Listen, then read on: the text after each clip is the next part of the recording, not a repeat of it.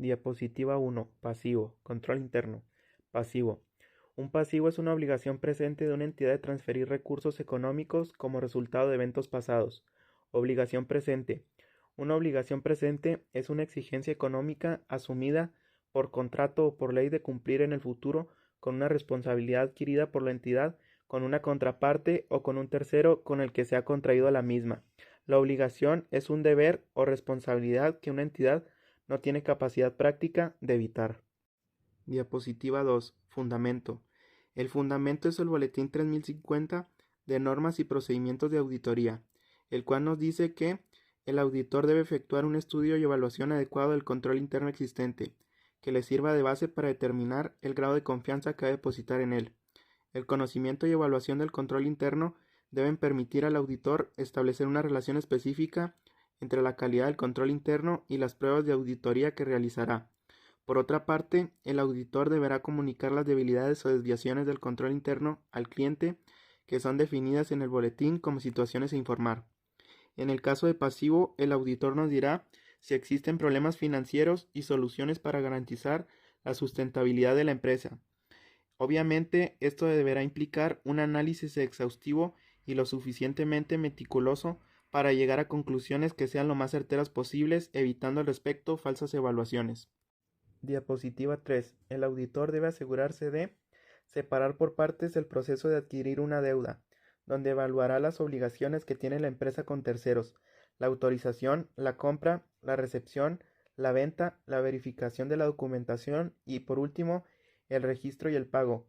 El auditor debe investigar si la deuda fue aprobada por diferentes niveles de la empresa. De esta manera garantizaremos su pago y, por último, el auditor debe asegurarse que existan órdenes de compra y notas de recepción. Diapositiva 4. Controles internos clave.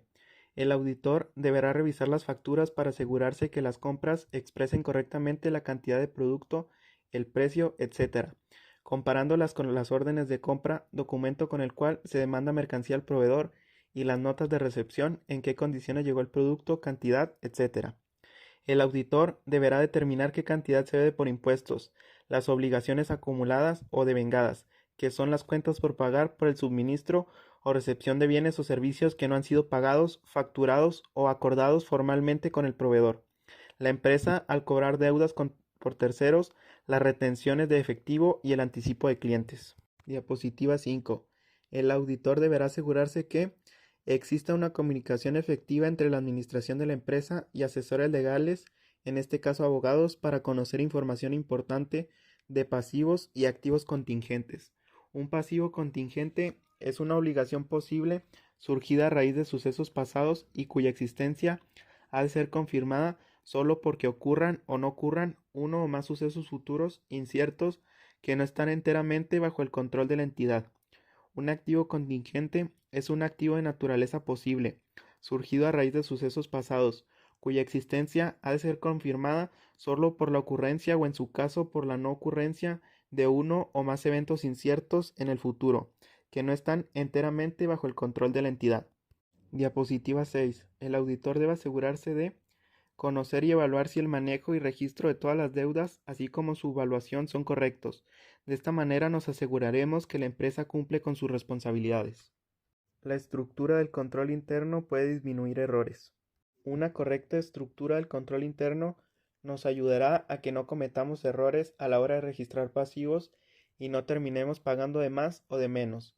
Por ejemplo, en el pago de impuestos, si al SAT le pagamos de más, no nos dirá nada, pero si le pagamos de menos, nos va a corregir con multas. Diapositiva 8.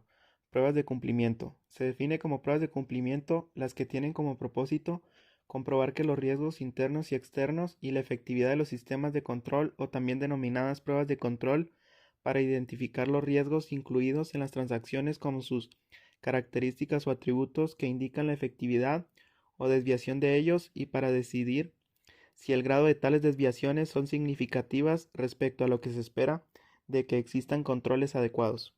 Diapositiva 9. Capital contable, control interno. Capital contable es el valor residual de los activos de la entidad una vez deducidos todos sus pasivos. El capital contable representa los derechos que los socios tienen sobre la entidad. Esos derechos son establecidos legalmente por contrato u otros medios legales los cuales están representados por acciones como partes sociales u otros instrumentos financieros de capital. Los procedimientos de auditoría correspondientes al capital contable tienen como objetivo confirmar que los saldos y movimientos sean congruentes con la escritura constitutiva y sus modificaciones, como también verificar que los conceptos que integran el capital contable estén debidamente evaluados. Diapositiva 10. Ejemplos de aspectos a considerarse.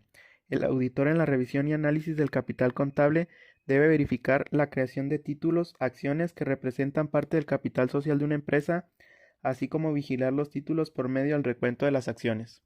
Diapositiva 11. Ejemplos de aspectos a considerarse. En la fecha decretada por la Asamblea de Accionistas, se realizará el pago correspondiente de los dividendos a los socios que se encuentren inscritos en la lista elaborada previamente. El Departamento de Contabilidad deberá estar enterado de la toma de decisiones por parte de los socios. La NIF A5 define el capital contable así como el mantenimiento de capital contable. Da un punto de referencia para determinar lo que es utilidad y para medir el crecimiento de la entidad. Solo un incremento de los activos netos que exceda el monto necesario para mantener el capital se considera utilidad. En el ámbito financiero existen dos criterios para determinar el monto que corresponde al mantenimiento del capital financiero. Se enfoca en determinar la cantidad de dinero o poder adquisitivo requerido para conservar el capital. Por lo tanto, su crecimiento o disminución real se determina al final del periodo, con base en el valor de los activos netos que sustentan dicho capital. Y físico, se enfoca en determinar la capacidad operativa requerida para conservar el capital. Por lo tanto, su crecimiento o disminución real se determina por el cambio experimentado en la capacidad de producción física de los activos netos a lo largo del periodo contable. Diapositiva 12. Pruebas de cumplimiento. Se define como pruebas de cumplimiento las que tienen como propósito comprobar que los riesgos internos y externos y la efectividad de los sistemas de control, o también denominadas pruebas de control, para identificar los riesgos incluidos en las transacciones como sus características o atributos que indican la efectividad o desviación de ellos, y para decidir si el grado de tales desviaciones son significativas respecto a lo que se espera de que existan controles adecuados. El auditor deberá verificar que los conceptos que integran el capital contable estén debidamente evaluados, ya que siempre los movimientos de reembolso de capital, que es la disminución del capital, dividendos decretados y capitalización de resultados acumulados, afectan al capital contable. Diapositiva 13. Pruebas sustantivas. El auditor debe asegurarse que todos los movimientos que se hagan con respecto al capital están aprobados por la mayoría de los socios, así como las acciones nominativas, las cuales le dan al poseedor el derecho de transmitirla a un tercero, siempre y cuando comunique a la sociedad, así como las variaciones del capital, por ejemplo, crecimiento por las reas o disminución por el retiro de los socios. De esta manera analizaremos la estructura del capital. Diapositiva 14. Pruebas sustantivas. El auditor debe contar las acciones en tesorería, además asegurarse de que los dividendos se paguen una sola vez, así como revisar la escritura ante el notario y sus modificaciones. Diapositiva 15. Pruebas sustantivas. El auditor debe cerciorarse que el pago de dividendos se efectúe de acuerdo a como lo decidieron los socios, se haya exhibido el capital suscrito a como lo fijaron los socios. El capital suscrito es el valor total del conjunto de acciones que han sido adquiridas por los accionistas de una compañía, así como el público de inversionistas. Además, los socios deberán estar de acuerdo a la hora de realizar proyectos de la empresa con los futuros aumentos de capital. Diapositiva 16. Pruebas sustantivas. El auditor debe comprobar que tanto la evaluación y presentación de los diferentes conceptos que integran el capital contable están basados en las NIF, así como la actualización del saldo del capital contribuido y ganado. Diapositiva 17. Pruebas sustantivas. El auditor debe asegurarse que todas las donaciones recibidas forman parte del capital contribuido, esto es, el capital social, reserva legal, aportaciones para futuros aumentos de capital. Diapositiva 18.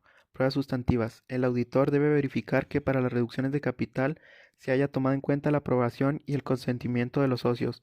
Amortización de acciones es la extinción de las partes de capital de una sociedad mediante la restitución a sus titulares del dinero que representa las acciones. Diapositiva 9. Pruebas sustantivas. Cerciorarse que los ajustes a REA sean aprobados por los socios y debe corresponder a un mismo tratamiento contable, el cual debe permanecer a través del tiempo, en tanto no cambie la esencia económica de las operaciones. La NIF B1 promueve una mayor comparabilidad de la información contenida en los estados financieros, para lo cual se estimó conveniente la incorporación a la NIF B1 de tratamientos contables que establece la aplicación retrospectiva lo realizado en el pasado de los efectos de los cambios y de la corrección de errores contables para apreciar la información financiera como si el cambio nunca hubiera existido o el error no hubiera ocurrido. Diapositiva 20. Pruebas sustantivas. Asegurarse que las cantidades que los socios entregan se tomen en cuenta para la reducción de pérdidas, así como verificar que una vez que tenemos utilidades vamos a pagar los dividendos tanto preferentes como comunes.